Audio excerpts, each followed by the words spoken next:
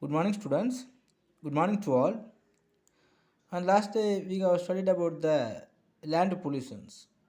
And in that concept, we have studied the causes for land pollutions and the effects of land pollutions. And after that, also we have studied about the climate change, acid rain, and the e-waste also. So today, just we will go to the next concept. So today, just we will study about the sustainable development. The sustainable development is concerned with the welfare of not only present generations but also future generations. So now, if you have some of the growth and development by the way of increasing the gross domestic product and the national income, and by the way of increasing the industrializations. So by this ways, if you are easily increasing our growth and development, but the development always being as a sustainable one, then only this development is will be useful to our future generations also. So the sustainable development aims at not only satisfying the luxury wants of the upper class but also the basic necessity of the poor like food, sanitation, healthcare, education, etc. Because our nations also consist of both rich and poor. So when we are comparing to the rich peoples, the 75% of the poor people and the middle class peoples only are living throughout the world. So the nations must be taking the full responsibilities to maintaining the sustainable development because the government have to take the responsibilities. The government has some of the responsibility to providing all the social welfare facilities to both the rich and poor peoples. Even if there is no possibilities to providing the social welfare to the rich people, they must given to the poor peoples. So the present generations should not exhaust the resources left by the past generations, but it should leave the same for the sake of future generations. This is called intergenerations equality. So now what are the resources are we are using? That same resources we have to left to the future generations. Otherwise the future generations will affect in many things in many ways. So the government have to arrange to maintaining the sustainable development for all these things. So the goals of sustainable development. The goals of sustainable development is crucial to harmonize the three core elements such as economic growth, social inclusions and environmental protections. The economic growth is already we have studied. So every year if you are increasing our income as living standard of living, educations, infrastructure facilities, sanitations, in these all cases if you are improved, that is called the growth. Next, the social inclusions means, so what type of the welfare is received by the individual people of any societies, that same welfare have to be used by all the people in all the societies. Next, environmental protections. So when we are increasing our industrializations and the development progress, the economic development progress, in the same time we have to take the responsibilities and we have to accept the responsibility of protecting our environment. Because without environment we can't live. We can't live without the environment. So in the same time we have to take the full responsibility to the protection of environment. A set of 17 goals for the world's futures can be achieved before 2030 with the three unanimous principles fixed by United Nations such as universality, integrations and transformations. And some of the features are the some of the principles are contained with the sustainable development. What are the principles of the sustainable development mean? First one is, so bringing the poverty to end. So end poverty in all its forms of everywhere. So in whichever forms the poverty is occurs in wherever or in wherever the place. So everywhere the poverty must be bringing to an end. Next, end the hunger, achieve food security and improve nutrition and promote sustainable agriculture. So the sustainable development must be taking, the government have to take the responsibility to bring the hunger to the end, and they have to take the full responsibility, and they have to take the effort to achieve the food security and improve nutrition and promote the sustainable agricultural. So when we are making the sustainable agricultural only is enough, we can easily make the achieve to the food security. Food security means even if the farmers are producing many type of the crops or many type of the food grains as abundantly, so it will be going to spoiled or wastage on every days or every years. So if you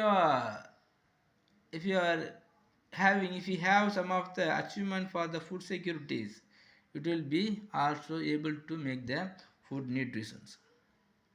Next, ensure healthy lives. So they ensure healthy lives and promote well-being for all at ages. So what we have to do, or what are the policies we have to bring to make the healthy lives and promote the well-being for all at all ages. So from the childhood to from the old age till the old age, all the persons have to get the well-being promotions, and they have to live with prosperity and health also. Next, to ensure the quality educations as per the sustainable development. So the government have to make the ensure inclusive and quality educations for all and promote lifelong learning. So now if the governments are providing the free educationals and the free quality educations, so the promote lifelong learning they will learn. Next, achieve gender quality. So achieve gender quality and empower women and girls. So what are the arrangements have to taken by the government? They have to take, because of that they can make the gender quality and empower women. Next, ensure access to water and sanitation for all. The good water and the good sanitation facilities have to provided for all the peoples in all the societies. Next, ensure access to affordable, reliable, sustainable and modern energy for all. If they are making the affordable energy and the reliable or the modern energy for all, it will be able to make them. Next, promote inclusive and sustainable economic growth, employment and decent work for all. If you are making the employment opportunity for all the peoples, the sustainable economic growth also will be come as automatically. Next, build the resilient infrastructure, promote sustainable industrializations and foster innovations. So instead of producing the same type of commodities, the government have to encourage the entrepreneurs to bring the innovations on any of the technological and the productions. And not only that, so we have to promote the sustainable industrializations, because nowadays the industrializations are always under the changing. It will always be being the increase or sometimes it will be decrease. But if the industrializations are growing as sustainable, it will be helpful to our nations. Next, reduce inequality within and among the countries. So throughout the world, if you are bringing the equality in all the countries, so all the peoples also have the purchasing power. The parity of purchasing power also will be increased. Next, make cities inclusive, safe, or resilient and sustainable. Next, take urgent action to combat climate changes and its impact. So whenever the climate is going to change to affect the infrastructure facilities. So with the government, all the nations also have to possibilities or have to take the urgent actions. Next, conserve and sustainable use the oceans, seas and marine resources. So what are the resources are there throughout the oceans or the marine resources they have to conserve. Next, sustainable manage forest and combat desertifications, halt on the reverse land degradations, halt biodiversity loss. Next, the promote just peaceful and inclusive societies. So the sustainable development also has to take the action to make the peaceful and inclusive societies. So this type of the principles also had by the sustainable economic development. Okay student, next concept is organic farming. So the organic farming is also nowadays is publicity or it will be increasing throughout the peoples. So organic farming is a system of agricultural productions which relies on animal manure, organic waste, crop rotations. So and what are the organic methods are there to make your farming? This is called as organic farming. So it avoids use of synthetic fertilizers, pesticides and livestock additives. So the organic inputs have certain benefits such as enriching soil for microbes. So when we are using the organic fertilizers, the prosperity of land also will be increased and it will be always helpful to improve or protecting the human health. The organic production is a holistic system designed to optimize the productive and fitness of diverse communities with the agro system. So including soil organisms, plants, livestock and peoples. The principal goal of organic production is to develop enterprises that are sustainable and harmonious with environment. So the general principle of organic farmings are protect the environment. So protect the environment because already we have studied in this land pollutions. So when we are using the many solid waste, the prosperity also will be affected. The prosperity of land also will be affected. So the environment also because of that will be going to affect. So protect the environment, minimize soil degradations and erosions, decrease the pollutions, optimize biological productivity and promote a sound state of health. So when we are minimizing the soil degradations and erosions and decrease the pollutions, we can improve the sound of state of health. Next, maintaining the long-term soil fertility by optimizing conditions for biological activity within the soil. So if you are doing the biological activity within the soil, we can maintain the long-term soil fertility.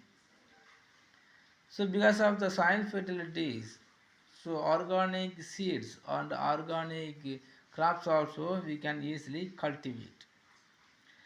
Next, maintaining the biological diversity within the system. So the biological diversity is also one of the principles. Next, recycle materials and resources to the greatest extent possible within the enterprises. So we have to arrange the method of recycle materials. So what are the materials or what are the things are going to used by the human activities for their day by day activities? Only they have to preferring the recycle items. When we are using the recycle items, so it will not be affect mostly on the environment. Next, provide the attentive care that promotes the health and meets the behavioral needs of livestock. So the government or the people themselves, they have to take their own responsibility to promote the health and meets the behavioral needs of the livestock. Next, prepare organic products, emphasizing careful processing and handling the method of in order to maintain the organic integrity. Next, rely on renewable resources in locally organized agricultural system.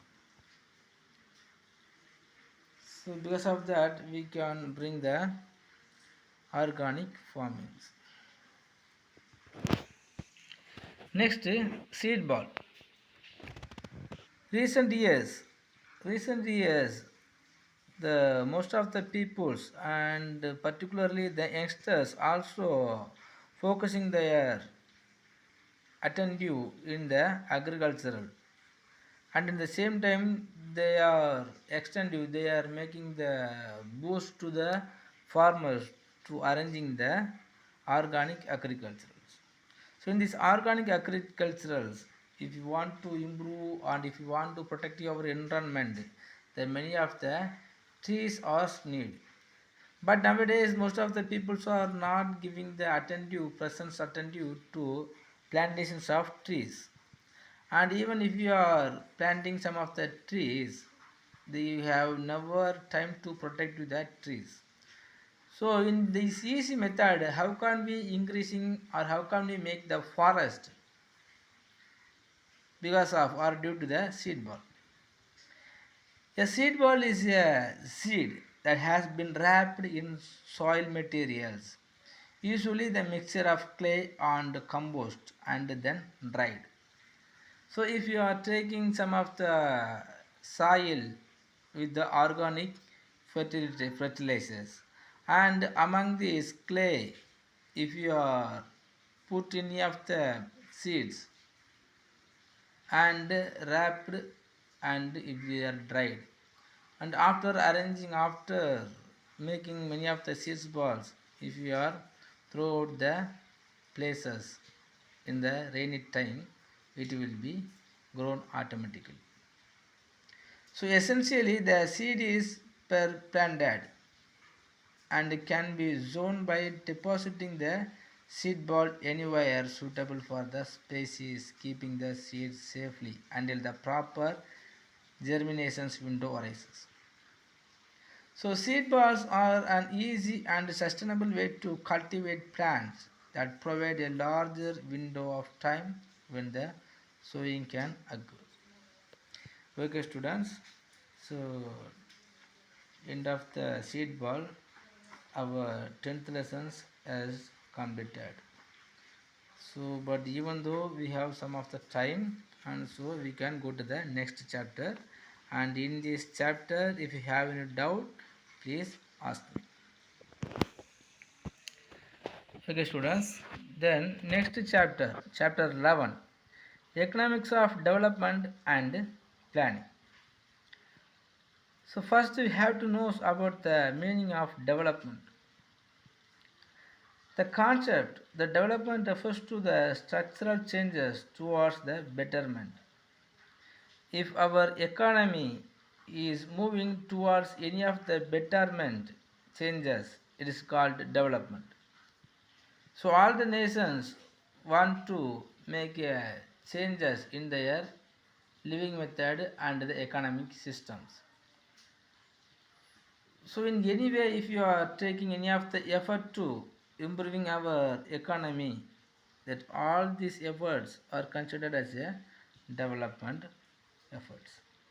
So until the World War II, interest was rarely shown on the problems of the present day third world countries. So after the Second World War, economists started devoting their attention towards analyzing the problems of underdeveloped countries and formulating the theories and models of development and growth. So the underdeveloped countries were once the colonies of England and other European countries. So after becoming free and independent, there was an awakening to march towards the economic development. So when they are in the colonial dominations, they couldn't take any of the plan for the development and growth. But after independent, so all the nations are taking towards the growth and economic development. And in this economic development, the two type of the approaches are there. One is the traditional approach and the now welfare oriented approach. The traditional approaches defines the development strictly in economic terms. The increase in gross national product is accompanied by a decline in the share of agricultural in output and employment, while those of manufacturing and service sector increases. As per the traditional approaches, the economic have to be developed without deny of agricultural sector. It emphasizes the importance of industrializations. It was assumed that growth in gross national product per capita would trickle down to the people at the bottom. Next, new welfare oriented approaches. As per the new welfare oriented approaches, the economic development was redefined in terms of reduction of poverty, inequality, and unemployment within the context of growing economy. In this way, redistributions with the growth became the popular slogan. So the redistributions with the growth is very much important in the sense of development.